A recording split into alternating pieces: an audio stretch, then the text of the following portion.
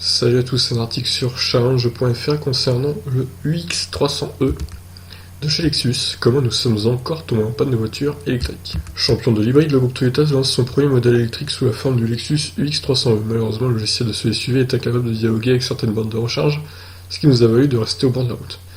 Alors, l'article est payant, mais je vais vous lire tout ce qui est gratuit du coup. Je n'ai pas accès à tout l'article.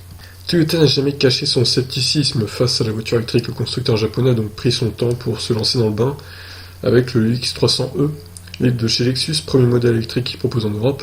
Celui-ci a pour particularité d'utiliser un connecteur de charge rapide CHAdeMO typiquement japonais, en passe de tomber en désuétude en Europe, où le standard CCS combo est donc le standard. Ce qui pourrait à première vue passer pour un handicap n'en est pas vraiment un. En effet, la loi française impose à tous les opérateurs d'installer des connecteurs CHAdeMO dans les stations ouvertes au public. Ouais, mais ça ne durera pas, ça ne durera qu'un temps. Hein.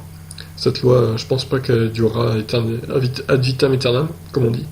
Le Lexus UX300 est ainsi un des rares modèles à pouvoir profiter de quelques bornes restantes du réseau installé par Nissan, avec c'est totalement gratuit. Il n'y a guère qu'en puissance de charge limitée à 50 kW que ce choix technique est un inconvénient. Notre idée était de réaliser un aller-retour entre Paris et Deauville sans dépenser un centime d'électricité grâce à la borne Nissan installée chez Ikea à Rouen. Oui, mais alors les bornes Ikea, comme on a vu précédemment, chez Auchan aussi, elles vont passer payantes, donc au final, ce n'est plus un avantage.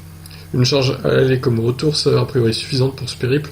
Nous partons de Paris avec une batterie pleine aux 3/4, non sans avoir vérifié avec l'application ChargeMap que la borne que nous comptons utiliser était opérationnelle. C'est donc relativement confiant que nous branchons le X300E à Rouen. Mais la désillusion est rapide, la borne lance le processus et l'initialisation de la charge échoue.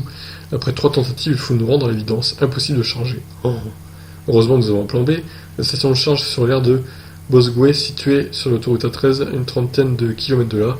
Le tableau de bord du Lexus UX300E nous indique une autonomie restante insuffisante pour atteindre ce point. Mais le service de presse nous a assuré que même lorsque la réserve est atteinte, il reste encore un tampon de sécurité suffisant dans la batterie. Oui, mais alors de combien À 90 km/h à l'aspiration derrière un camion pour consommer le moins d'énergie possible, nous reprenons l'autoroute. Sur place, mauvaise surprise, la borne que nous avions utilisée il y a 2 ans avec une BMI 3 a été démantelée.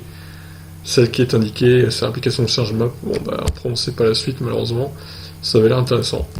En gros, visiblement, la deuxième charge a été refusée aussi par la voiture Lexus, donc.